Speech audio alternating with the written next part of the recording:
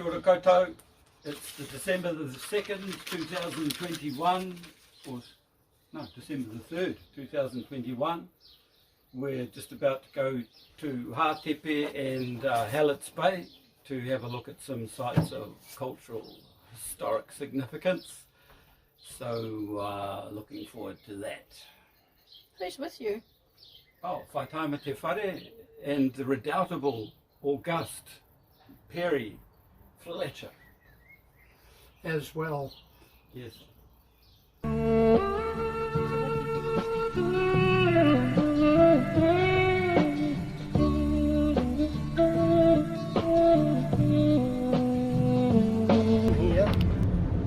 Down here, and they left the horses further down in the camp, and they took a photo looking across the lake from here.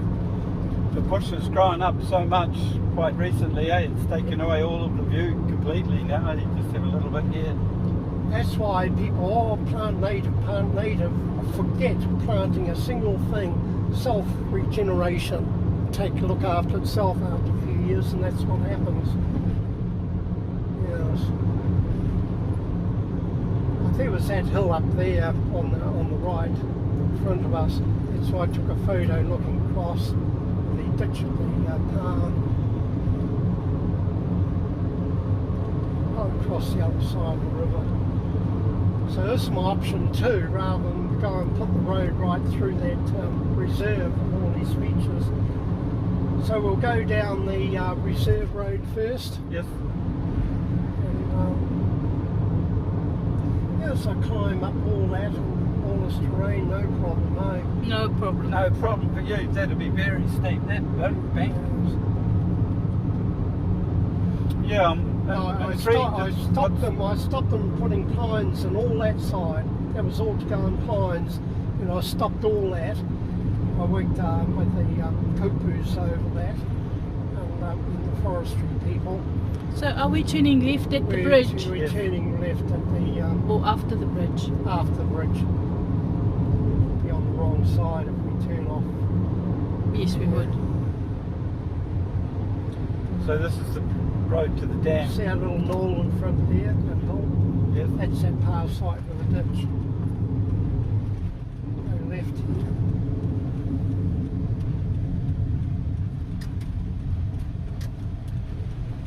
See, scenic reserve. When I got involved with recreational and for different reserves, different things, I got commercial lands to put into scenic.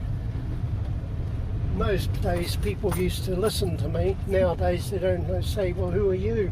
We've got our records, your records on lock and key, but we don't want anyone to know about that.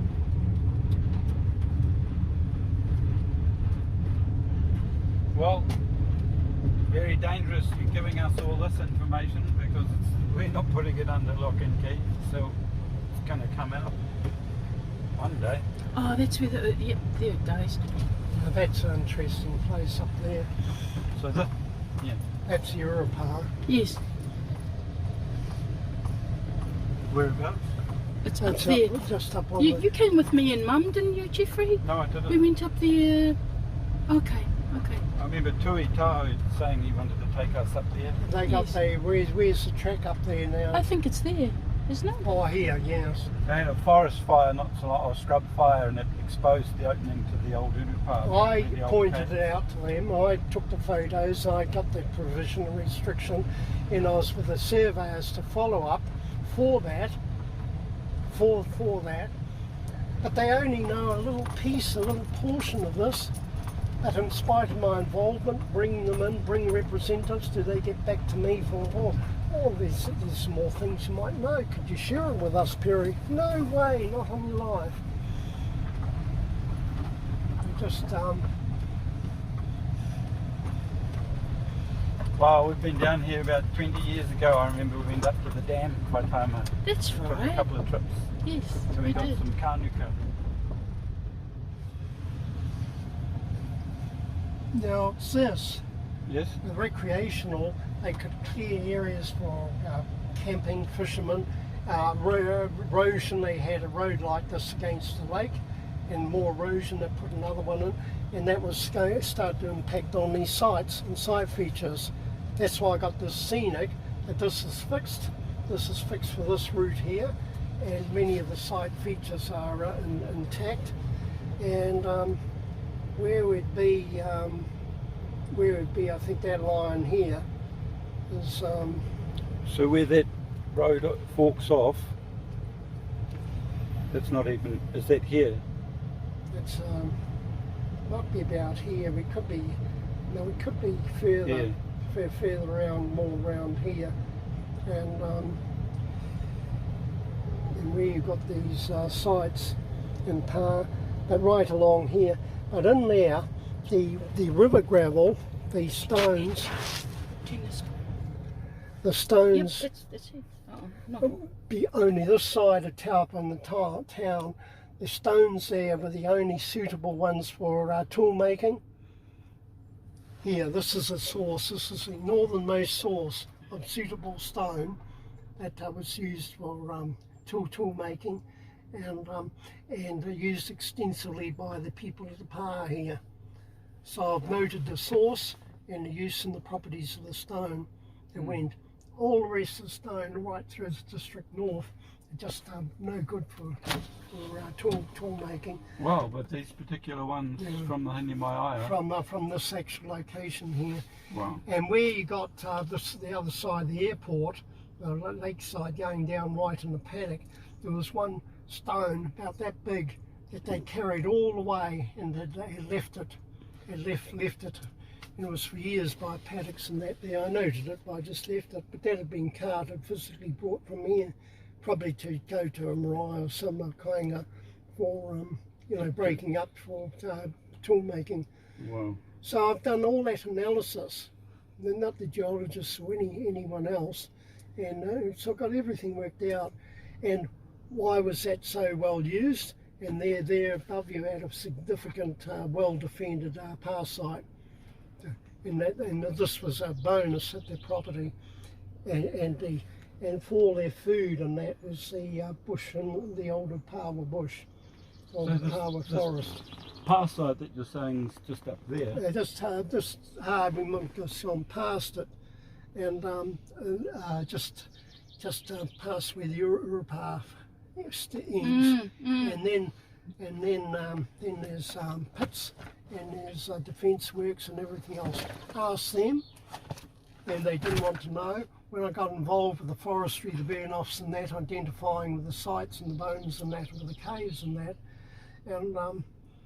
and we're big all trying to even get them out, to have that interest.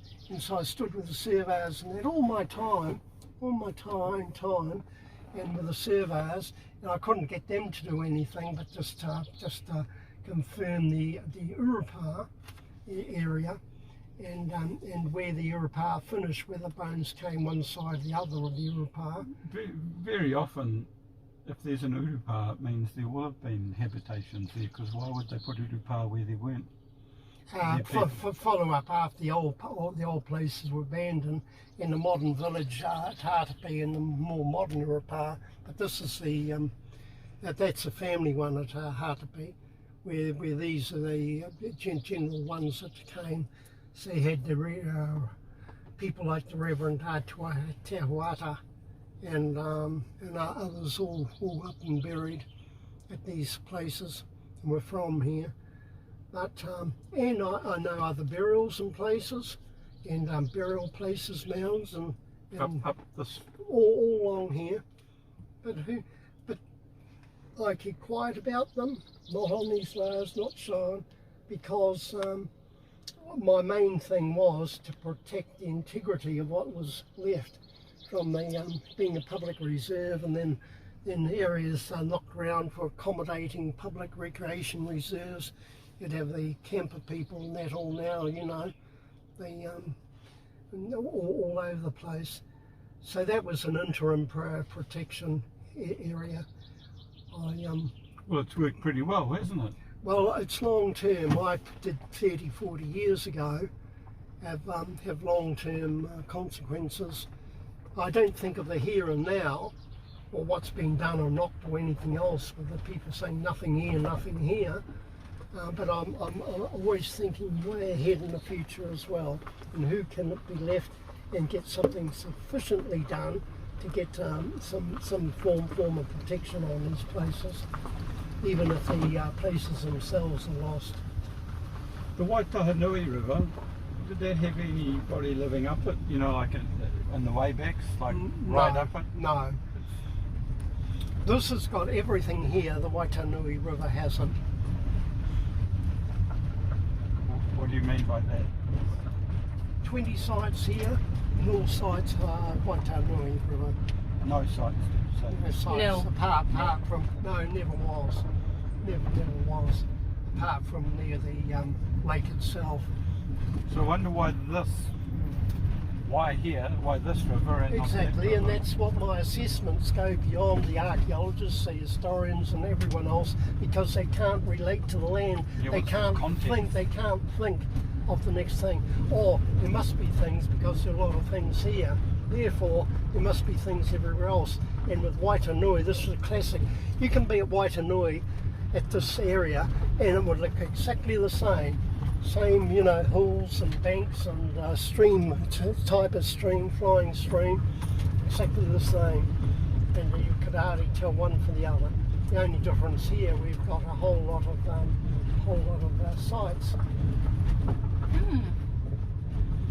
So that are any, obviously the names of the old past sites have been forgotten because No. You've got the big one there was Kapua Pa of Kapua. Kapua. Nice. At Hātepe, the traditional pa at Hātepe, the old pa was called Well, Kapua. one. That's the big A one pa. I was referring to with the gong. And that's the bypass down there. See, busy old fishermen, always Yeah. fishermen. And it's we get by getting pretty well close to we've been past. So it's between the two that you've got that all those gun pits and things within the pa, and then and that's focusing down from the pa. That's why I've got all this plotted out. But get any contract archaeologist, anyone, anthropology group and that, and you'll say it's in here, they won't go in. They won't go in. Or who wants to go in with a blackberry and everything else? Yeah. Those Jeffrey Gerbers- does. Jeffrey does. Look, we go like paths up there. we go tromping through. There's a car behind us. Oh, you don't have to speed up. Just No, it's too bumpy to Yeah. speed. Oh, that's where there's a path because there's a power pole, pylons going through there. Jeffrey stomps through the bush all the time, and I'm following behind Yeah, him. you're a man after my own heart there, Perry. Yes. You're curious as I'll just Shall let this we- guy through. So did you ever convince Robert Morihu that there were features up here? And No, that was his history, his family, what he made that statement. I just left it with him with what he had to say. You don't drag people out. The people I had to work with was then Land Survey and the forestry people at the back. And so why suddenly say, oh, you're totally wrong, and there's this and this. And that would take the mana he had in front of the... yeah, loss of faith. that was with Nick Wall and that. And you don't just correct them because I drove Nick Wall that day and dropped him back at his house at Waitanui. So this is the first stage, the TeWhare tower, all this and that's here. You don't know about it, we have to tell you. And it's every time up to recent years someone has done it, it's ended up disastrously by taking it, putting it, immediately claiming for it, and adding it to their claims and cutting the informants off who's got the information from me in the first place. So you don't negotiate past that level if they don't share and give, but they're takers and holders and not sharers. You don't add more and more and more. I've got letters of complaint by TeWhare Trust Board against me through John Te Rangita. there's a complaint, 100% wrong, 100% made up. But do I challenge that? Do I challenge that in land courts and courts and everything else? No, let it go. That's their little ego, and that's the way they are, and that's the way they remain. Especially when they come out and say say what they have to say about everything, and people under their tuition won't recognise these reserves. One person at Tūrangiita at the Trust Board say, we don't recognise any of these reserves, it's all Maori, it's all Maori. No, all the land's Maori. We won't reserve see any government department or reserves, so they don't work with them, they don't share with them. Morning. And then, if someone department or someone tractor, oh look, Eden Park, he's destroyed a site that we know about, but we won't share it, we won't tell them or anything else. And then they have a great time to complain, lay complaints and gloat over. Yes. I've had as many years of that sort of thinking and attitude, not at the general people, but people that elevate themselves and put themselves in position that should know better.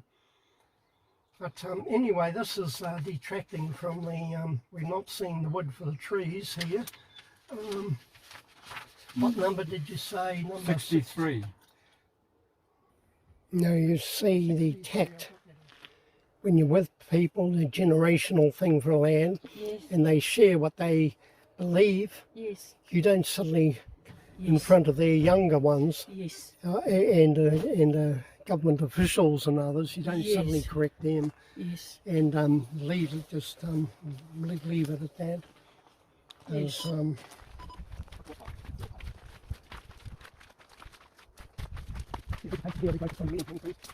As it should, right, Gary? As it should be.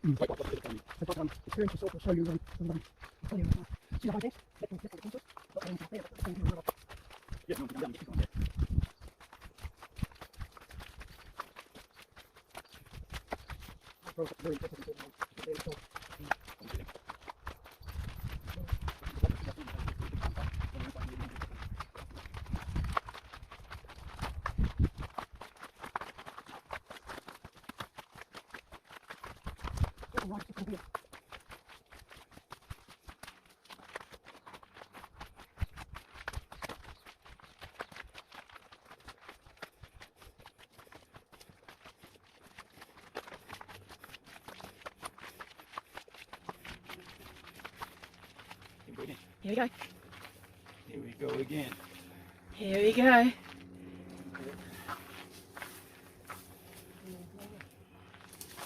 What? Just there.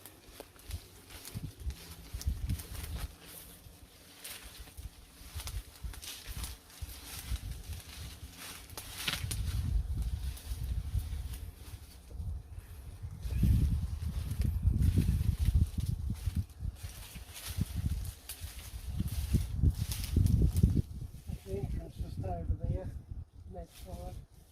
Yeah. Yeah, And here was the house. yeah. Look at that, eh?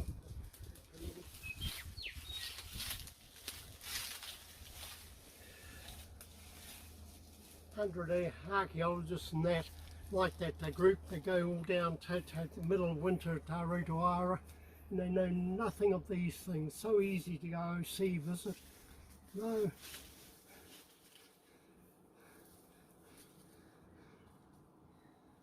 I've got this mapped out all in context, wide area, but as I say, narrow point with the natural banks behind you. Narrow point or steep? Got steep here, but narrow between us and the toward the river. Okay. Narrow between us and the river. Wow. So this hole would have been dug into here. This is all artificial, like the artificial things I showed you at Hallets. And then when I get into detail, I then in the wide area, say northeast side of Taupo, put distribution maps where these type of things are held, where they're distributed. So you notice I'm also linking up on the certain types and culture with Whaitaima as well. And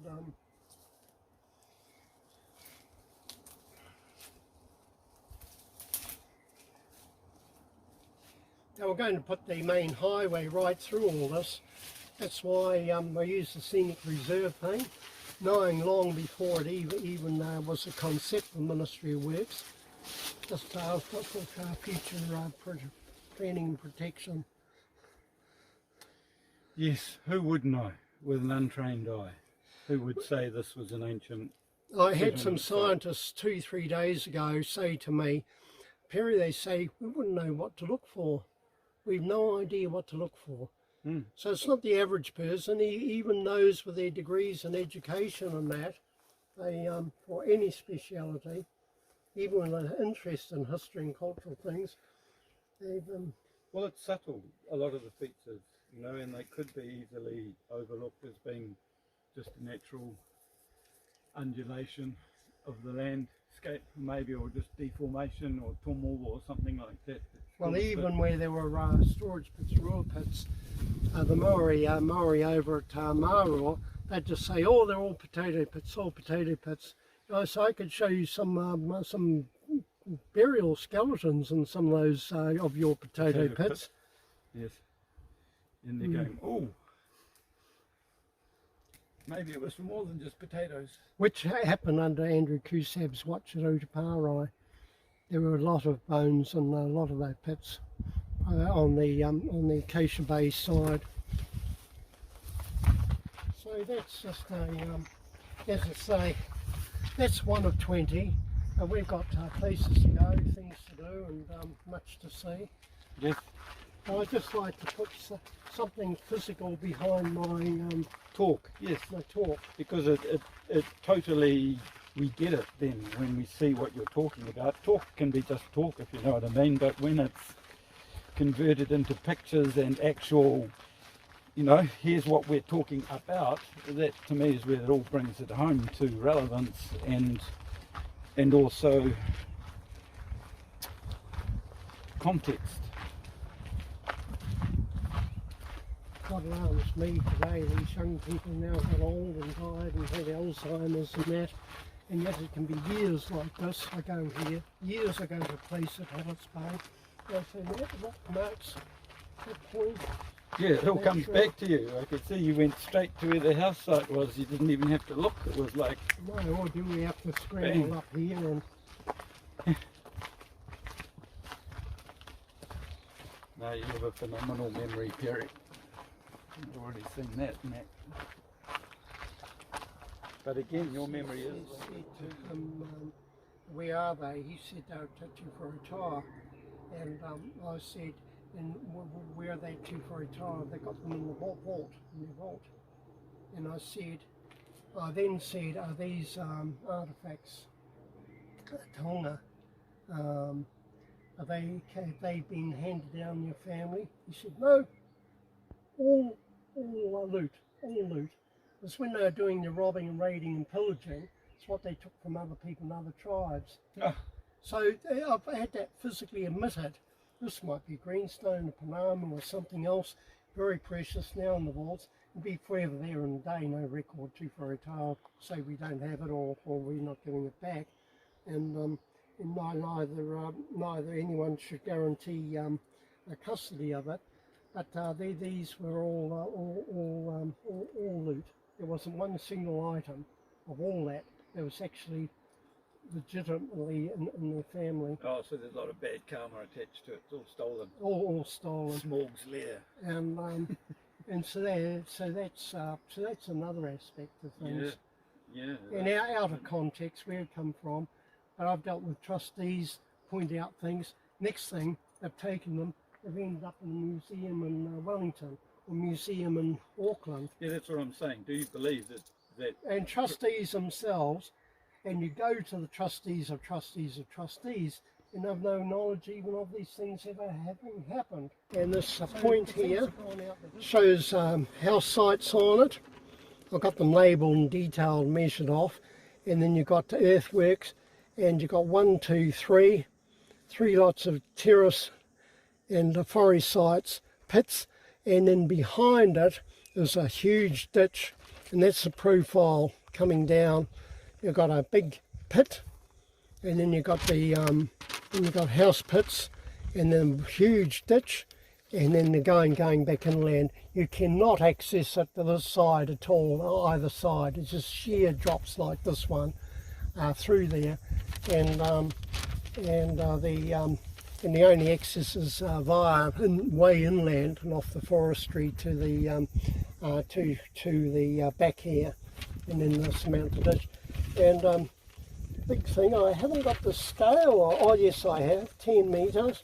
So looking at 10 metres here, it'd be going about 30 metres, 30 by about 15 metres across, 5, 10, 15 metres across, and goes up and back 30 metres. So as you're pointing, I'm just getting your hand pointing to where... Okay, so the width here, 15 metres across, and then back to the ditch is 30 metres. And there's some terraces, and within that 30 metres there's forest sites and ditches. And it's self-contained, and this is not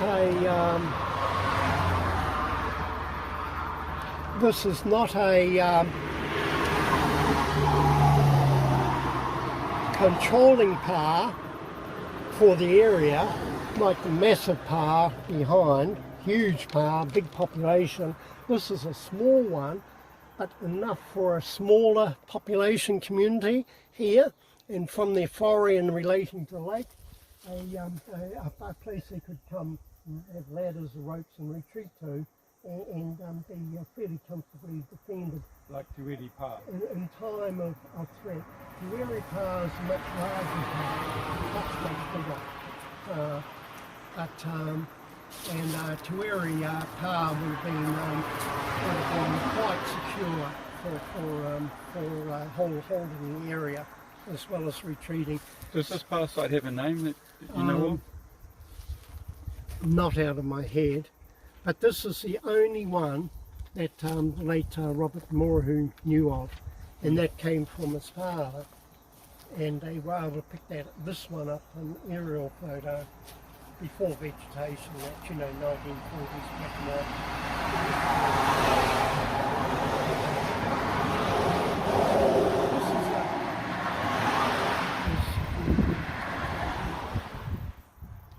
in aware, acknowledged, have a lot of pressure from forestry, eroding people and everything else, but at least they've got the physical knowledge of places, both botanical, sacred, Urupa, as well as the old-time places, and so I can happily go away a few years, come back, see they're still putting pressure with the land courts and that of the whites and the values and that of the places, and in the area look after. And there's room for expansion outside the Whaitaima areas we set aside. So I try and keep in, could be years, but just try and keep in touch with them, see how they're doing. They need support or they're handling things, which they seem to at the moment. And so this is part of what I see. I've got a good feeling when I come to these places. And as long as the dogs are being fed. Now we go from here, and it was from here that all these earthworks, botanical things and that I've had all measured out, put aside. So I've got different sites in different places, and where we had the Whaitaima trees over here at one time, and that going back to 1844, where they had a service, and the first seeding of grass took place here. Missionary had a bag of grass, and when he concentrated the area in the soil, he gave a service, he spread some grass. Spread some grass here. This is the 1840s. So this is the descendants of the This is Prefers grass. these are the grasses, the descendants of grasses, but the people here are descendants from the Hallets, Bay-Hatepe brothers. As I say, this bay was originally called Paki or scorched. Paka. Paki or scorched. Paki means to slap.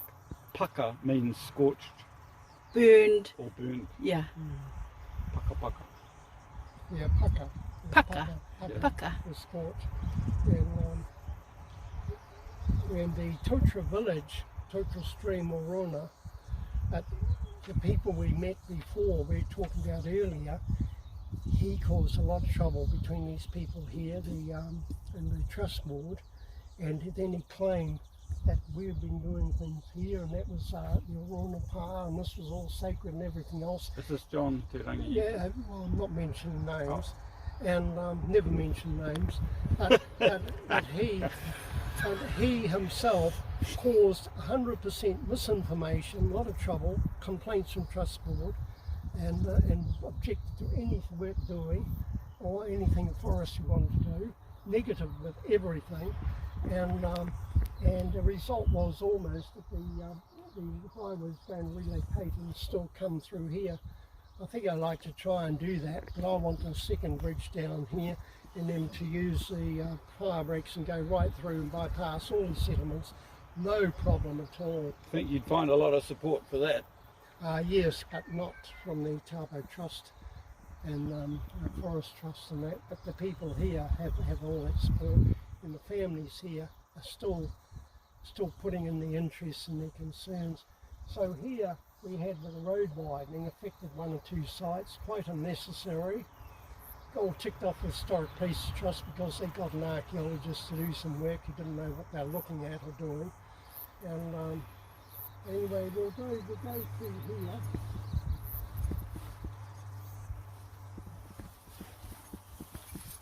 So what are we on our way to look at the moment? What do you want? On the mission side, we've got but we're looking at one of the most ancient botanical features in the lake. We've got around the lake.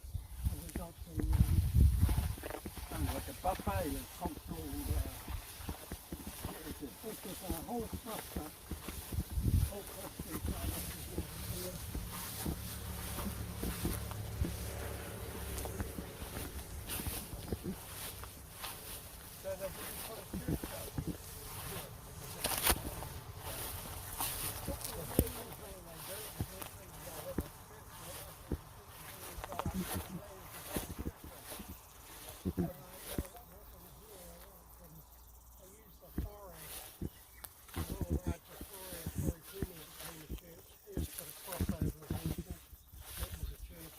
That happened at Lake Whaitaima. Exactly the same thing that happened here. What happened, Perry? They get a whaipuni, or bigger house, they put a cross over it, Yes. and that was the church, Yes. even if you had to have your service outside.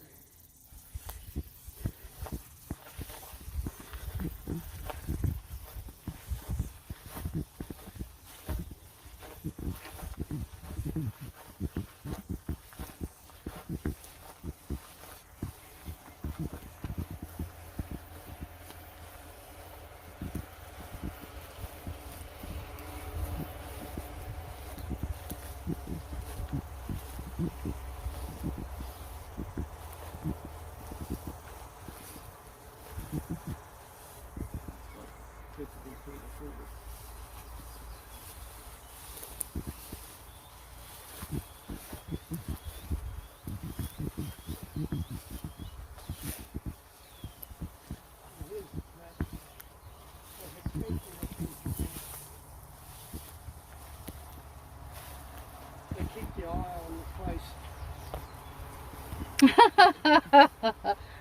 This is like when we went to Whakamoinga and we crashed through the bush and then came out where there was a track.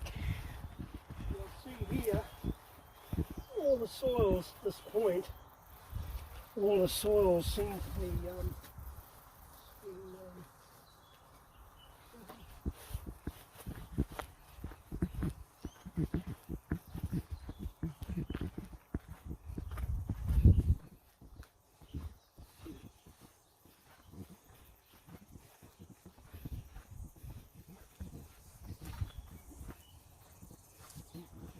detailed maps start off that side.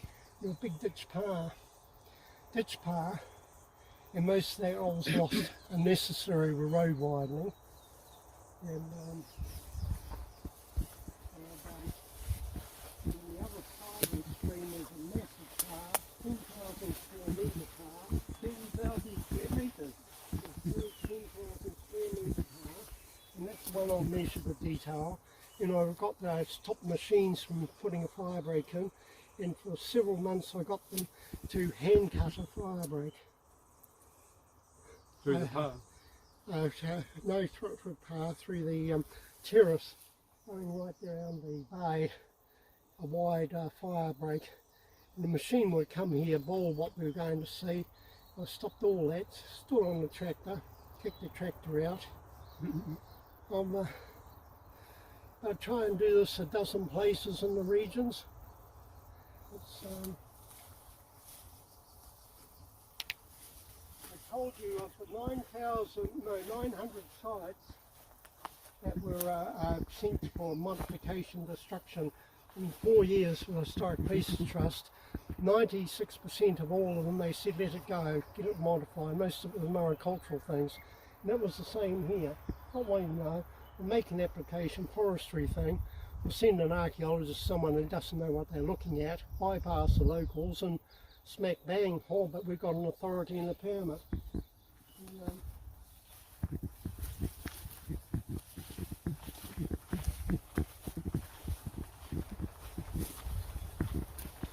And, all this area from the tank was just a self-imposed reservation here.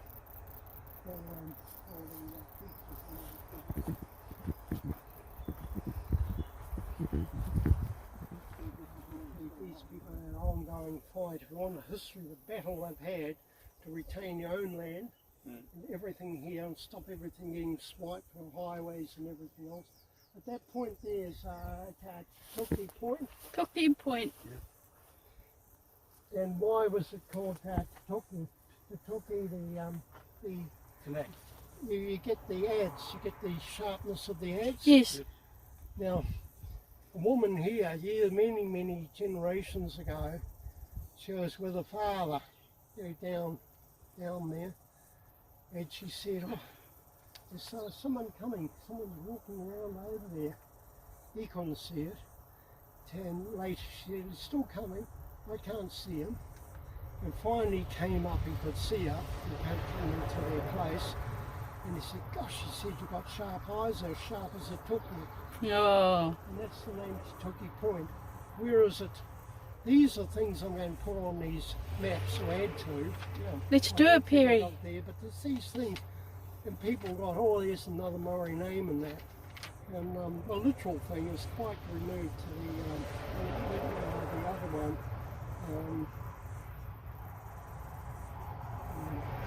See here I've got Taupo Point, but I haven't got the story with it because these stories come in the sections and then particular sites and they're all overlaid and everything else. So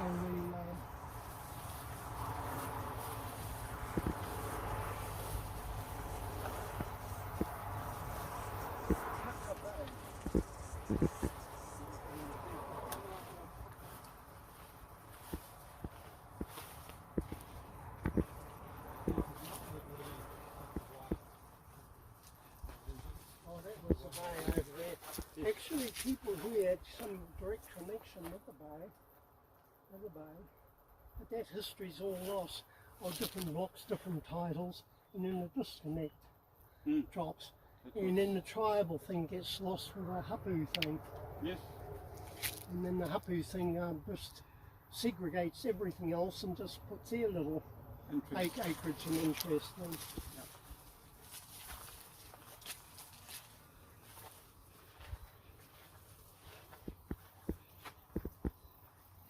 That goes to the banks and overlooking the point here. I'll try up here first.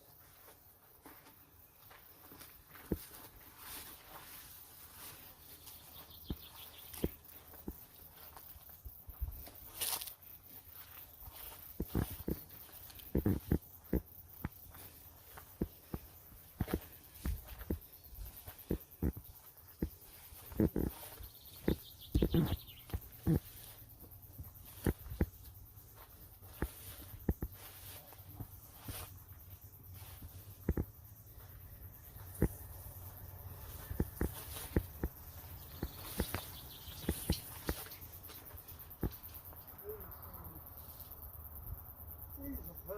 1905, 6.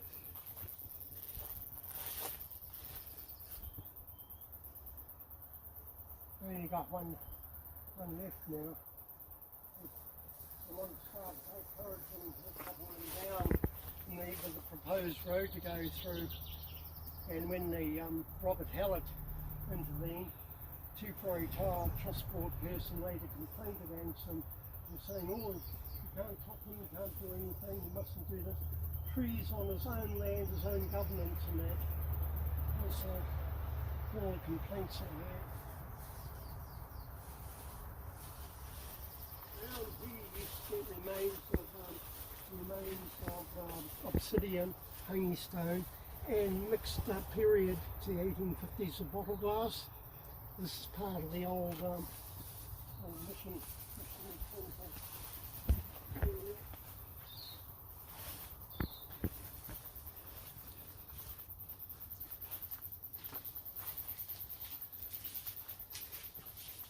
Wow, so from being a village with between hundreds of people, it's now down to a village. No, they were down a village after the Rona and Whaitaima were pretty well wiped out of existence. That took place down here you were talking about population and from big population here. No, the population wasn't big by the time missionaries came, because Whaitaima were almost wiped out, almost exterminated, obliterated, zero from hundreds to zero, and that took place down here past Tutra Stream at Rona. By who? Who took to them? Tūhoi. Tūhoi. Rira. Now, since then, with claims and that, they've jumped into their bed and are making up things from taking this to another point. Oh, we came to peace and everything else and a great peace treaty. And the peace treaty was made at Whaitaima under what they called the Greenstone Door. Te Taupo Namu. Yeah. As the Greenstone Door Treaty. And Whaitaima has twisted that and distorted that they can now travel and claim all the way to Ngāti Manawa territory, and it wasn't that. The treaty was that Whaitaima would never interfere with Tūhoi affairs again, as long as they stayed here at this lake. And that's all been suppressed now, all that, and that was because when Whaitaima came to attack Waiwaka, to attack at Aruna Pa down here, down the road here, they didn't even get the chance to land the boats. The men stormed out of Aruna and overtook the boats and clubbed them all in the water. And they virtually wiped out all the Whaitaima, virtually wiped them out. And a few survivors came and they quickly convened and they said, well, look, if Tūhoi comes again, they interfered with Tūhoi and their presence here. Whaitaima interfered. Well, we'll get these out of the way and give them a lesson. And they got such a hiding that they then urgently came to make peace at Whaitaima, that Tūhoi would never come back again, because they know if they did, Whaitaima would be wiped out once and for all. And that was the agreement there. Was that the reputation of Tūhoi, eh? They were that fearsome. Well, they weren't fierce, they were minding their own business. Whaitaima, when they came here, they had some relations here. As I say, people connected here weren't Whaitaima. Well, Pakira married someone called Hiniaro, and she was Tūhoi, apparently. So therefore, you've got a marriage of a significant marriage there between Tūwharetoa chief and Tūhoi families. So they make that peace. It wasn't just a tatou pounamu, it was wedding of certain people, so that makes the peace from then on, because all of Pakira's descendants through Hiniaro are Tūhoi as much as they are Tūwharetoa. So although I don't hear them talking about their TeWhare side, they only talk about themselves. And this is a bias you got. Yes. This is a bias you got. And when you have half a history or half a thing, you'll never get that. And TeWhare are great, saying all these people attacked us, and you look back way where they suddenly attacked by people miles away, and be something that was done, interference in another person's area of burials and looting and that, different things that they would take. And when they did any Utu retaliation, all these terrible people came and attacked innocent us. They're masters at telling half the story there.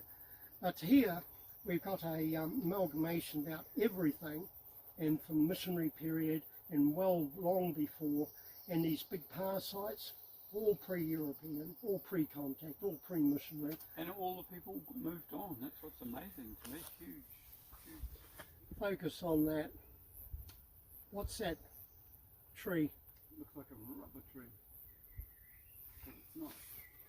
This tree here. It's unusual, isn't it? I got them, I stopped them from putting a bulldozer through this. Se karamu. It's a,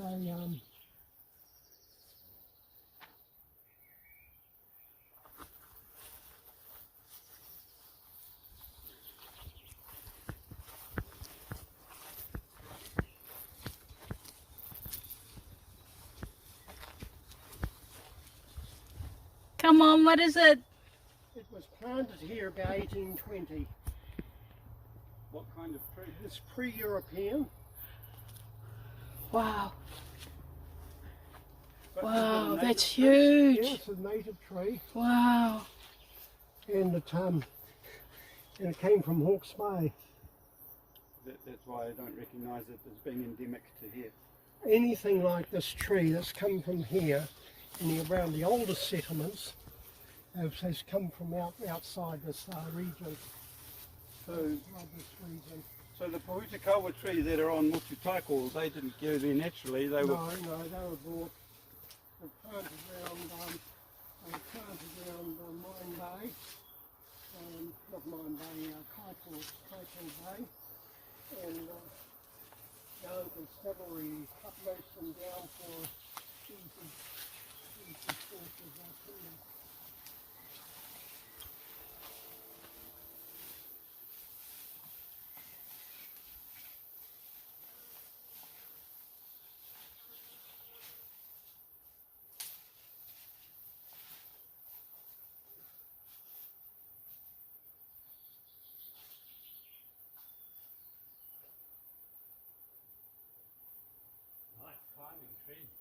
What a beautiful.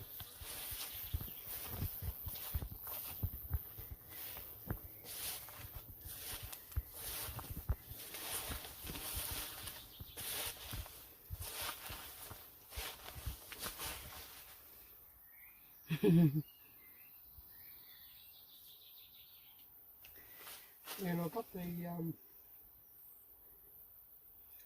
name of the tree, who planted it, who brought it here in the 1820s, and the reason was they brought here from Napier and then planted. This is part of the history. And here the district council, listing of trees, protect trees, heritage trees. So I gave this as one.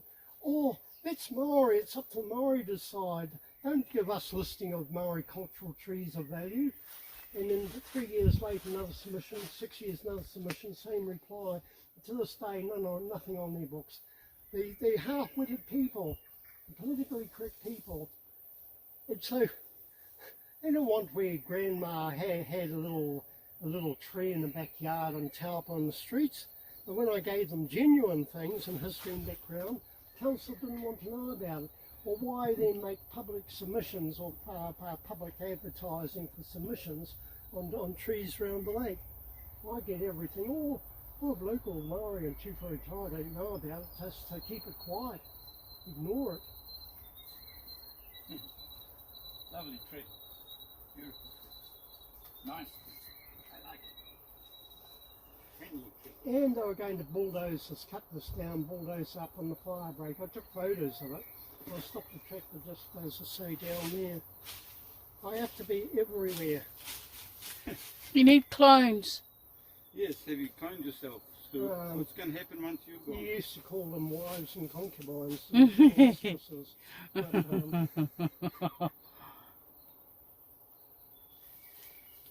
at one time there were many, many seeds there, but they plucked all the seeds off, and they should have taken the seedlings and that. I should have myself. There'll be seedlings there. One time there used to be dozens of seedlings. It's looking nice and cool down here. It's nice. Here. Yeah. So this is a botanical feature within the area you don't even see from the road. There's a seedling. There's a couple. Where? Just there. Oh yeah, you're right. Oh, you're right, the shiny leaf ones. Yeah, the shiny leaf ones compared to the blackberry. Yes, you're right. Oh, there's another one. There's lots of... But what is the tree?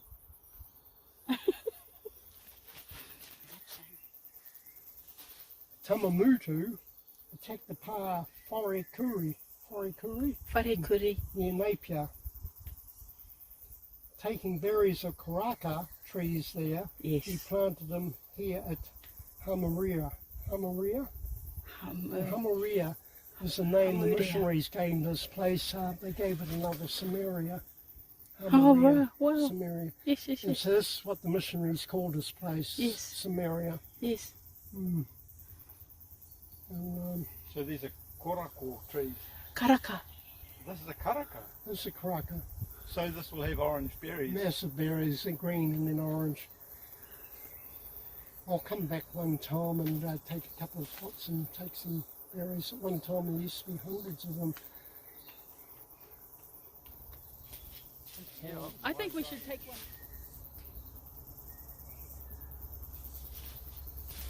They called the tree Kahukuri. Kahukuri. Mm. After the pa. Dog. A kahukuri is a kind of dog skin cloak.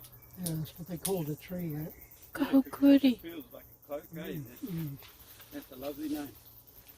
Look at this, they've even named the tree.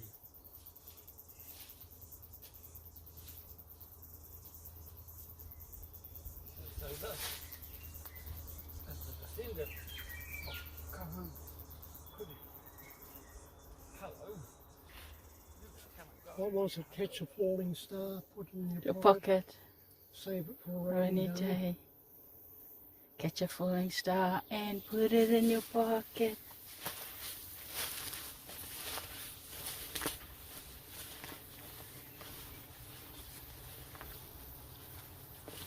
I sent samples, rush samples, couried samples to the Otago botany department too, and the study of DNA was accompanied by samples here and far and wide with an elder Kamata to do that.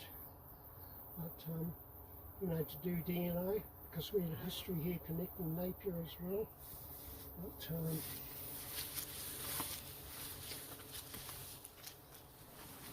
So why was it called Sumeria?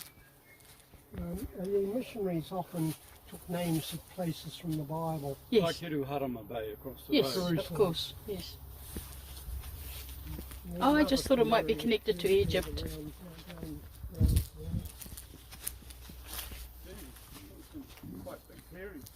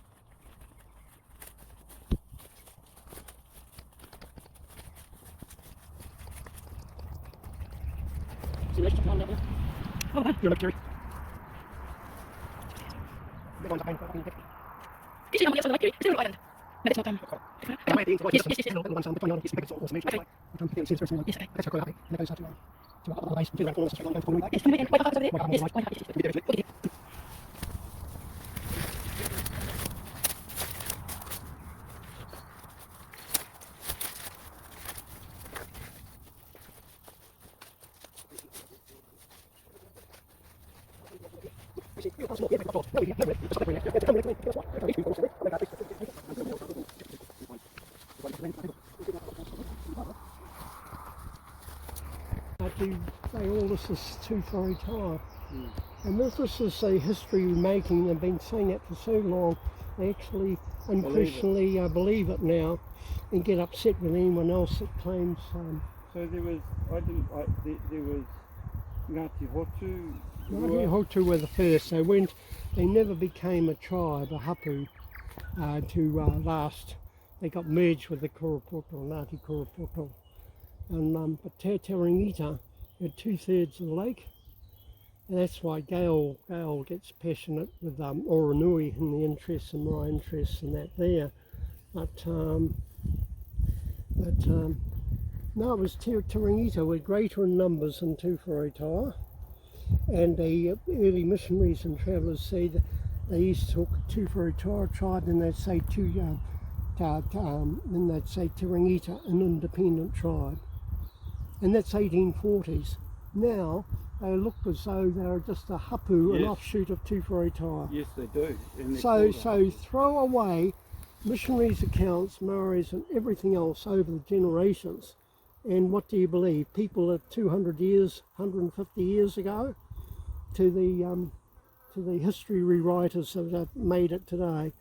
And the reason for that was the transference and taking away from the other tribes all around the lake and registering them all under the administration of the trust board at Tikanu initially. Yes. So if you want real history, you've got to look at the Taringita whakapapa. It goes back generations before Tūwhareitaua. It's like Ngāti Tahu, generations before Tūwhareitaua.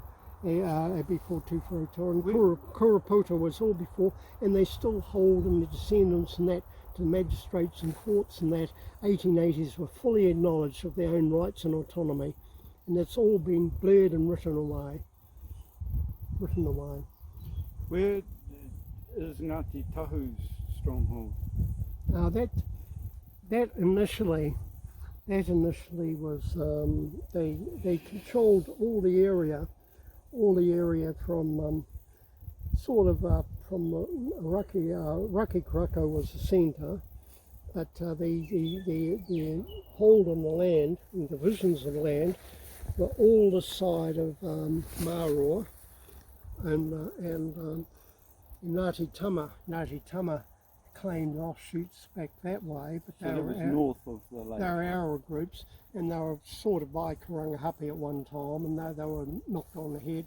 Taringita finally ousted Ngāti Tama, and the Tama's ancient connections and their connections with Ngāti Tahu was from the lines of descent from Āti-Muri.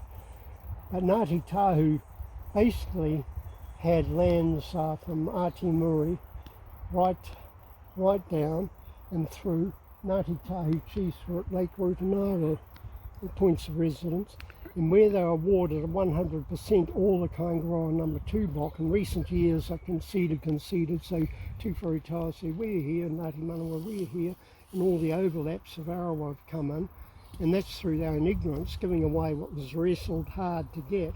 They've lost through that attitude, and lost about 70% of the opportunity of getting lands that were in their claims returned or acknowledged. So Ngāti Tahu were the wedge that protected Tūwhareitaua right into the mid-1850s, and wedge, as I say, between Arawa and between Tainui, and that's where they came. At one time, even with the time of Tahau, they were also happily living with him down at Motutere. Tahau and the Maori from Whaitaima. Yes, all living together down at time of threat under Ngāti Maru down at Motutere. But yes. But now in the land courts have split up land, and then they're 100-acre blocks, and then they're little bits and pieces and successions and more splits and land loss and sale. and they lost the original wider cooperation and the how they work together. Made it quite clear to Gail that these hapu they want to come under even she does. At one time, if they were trying to act independently, they wouldn't have lasted 5 minutes. They had to all combine to make these defences, man them, defend them. They had to all cooperate together. Their lives depended on it. 50 people or 20 people here and there all know we're our own hapu from this and that, and we'll do our own thing. They wouldn't have got past the down the road from other people. And that's the only sort of. Yes. And this botanical oven, that was a feature we didn't see, but we came round here, we came to the tree, round to the tree, we went back. This is this little creek here, noted blue, thin blue line, and then we looked at a couple of features here, all modified. One was over here, would have been. I've just come a bit short there. And then I think we came up here. All these little dots are pits, little spots, all pits. And we missed all those because I think we walked on 5 terraces. There would probably be house terrace sites just on the lower level. And we didn't go up higher, a bit scrubby, and neither we went up top. There was a big feature on top. And that was a defensive place. And then we came back out here and long past here when road widening took a lot of that. Nice smaller ditch path. Ditch on 2 sides with sheer drops one to the stream. And I believe they may have had even a bridge or that connecting the two. They had cultivations and things later and later date over here. And little dots here are marked as pits here. So I've even detailed little spots representing pits on the on this map here. Interesting. And that whole area with the maps, just that little smudge here. Got smudges everywhere around the lake. Thank you. But no, with the Whaitaima and the Treaty Claims Office and that, we went by bus to Kinloch, and from Kinloch all the way down the lake, and then on the boat, Chris Jolly's boat with Tumu, went all the way up from Kuratau, right up to the lake here. And Whaitaima didn't have except one thing I pointed out to an academic who rushed excitedly to trust board. Oh, you know about this and got this and that, and what can you tell us about it? We didn't know, so they put that on their list, and they had absolutely nothing for the entire Western Bays coming right up to Tihoa, only 2 pa. One by Pukara. It's because they weren't theirs. They don't know the history because they were of other people's histories, and therefore, how could they? And so why? And they were their enemies as well. They killed them. So why then bring the treaty office people and that there? Us more of the same, and only point out 2 pa. There were one which they completely disconnected from.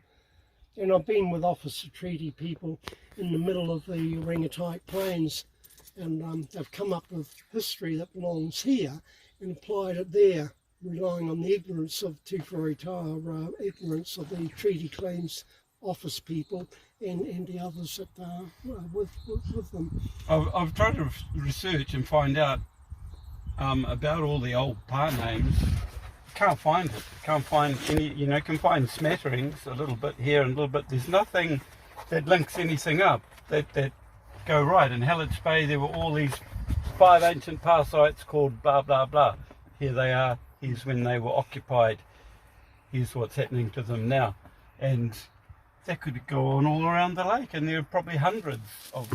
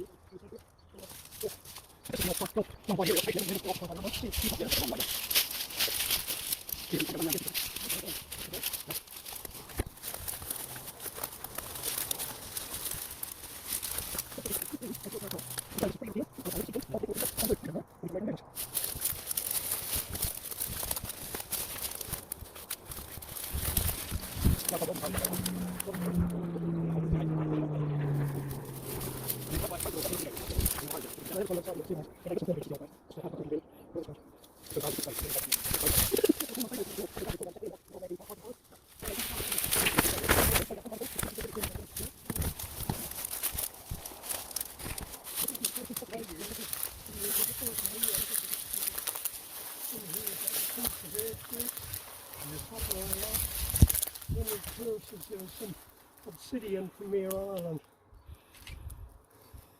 Just an indication of the frontage.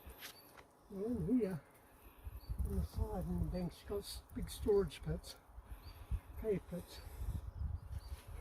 You reckon? I know. A child can get in, and there are bigger loan pits Inside? inside. Wow.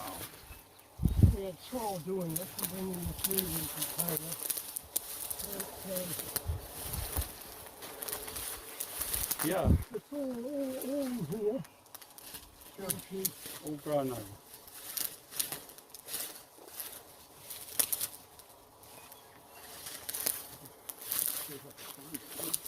And I haven't got this on record, I haven't got any detailed notes in that. It's an Urupā committee, whose responsibility. So I'm concerned things outside that area, so I don't just have this. There's one right here. I don't know why. No, actually, we haven't left your house. We're having a cup of tea and I'm all hypnotised you. Yes, exactly. So I'm throwing suggestions to Jeffrey, and he's sitting there Yeah. in the lounge with the dog. And give him another half hour on that when I feel hungry or thirsty. I'll be very okay over there. Oh, that's the old place. This is the old place. This is the original site. But, Well, you can see why. It's fantastic outlook. Take away these trees. and there's the side of the river down here, and then they had stones for all the tool making. They didn't have to go and trade or anything. And they, as I say, they even had, to show the importance of the place, is even obsidian from Mare Island, obsidian flakes.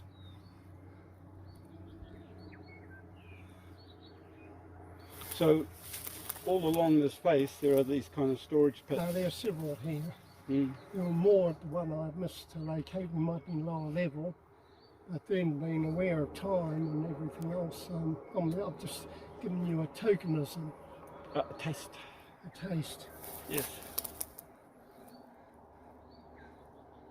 But it's there, like you say.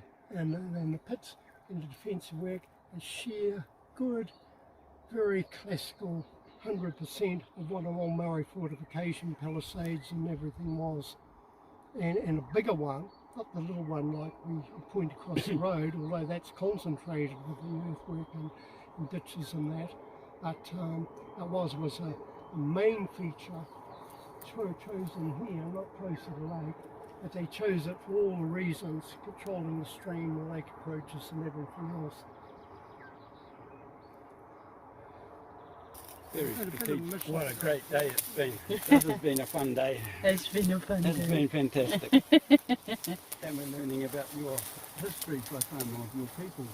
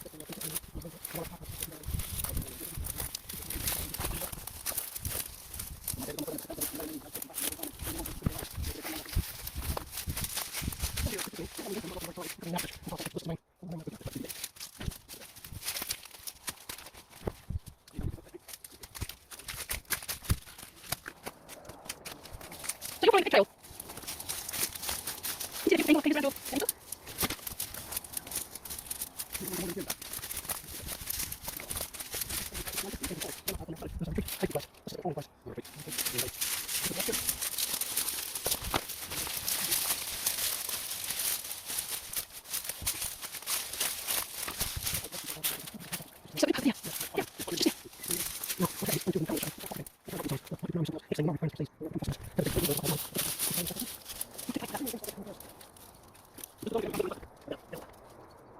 it's a little bit on top of the space. I've driven down there. I am. So I told you, want to go? This is stuff. Yeah. Yes.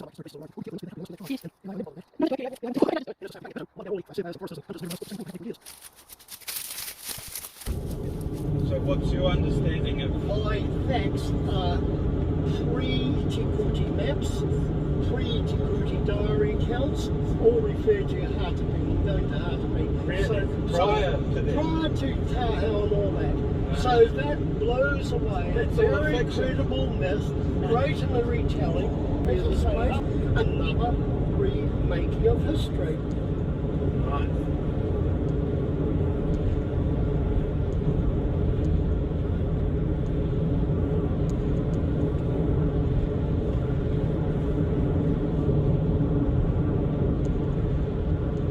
Challenge was put down during the Kingite Queenite movement that it wasn't anything to do with Te Kuti or Tahau. So it was prior to that. There was a didn't have There was a that building. Hātepe, a place Hātepe, a name Hātepe, map Hātepe at that place, and even in our diary notes right to the point of Te Kuti coming to Happy.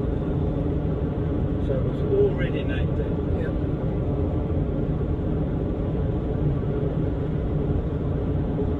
But you introduced a world of, and especially from 1900, the Graces and everyone else have had contrived histories, rewritten, regurgitated, that have been distorted by Cohen and others to Pākehā, who's then retold it and has been told in another recycle back to Maori. Either added and changed and localised it for their interest, nothing to do with the... See, Maori academics now are beside themselves that anyone, all we're going to do a thesis of Maori history now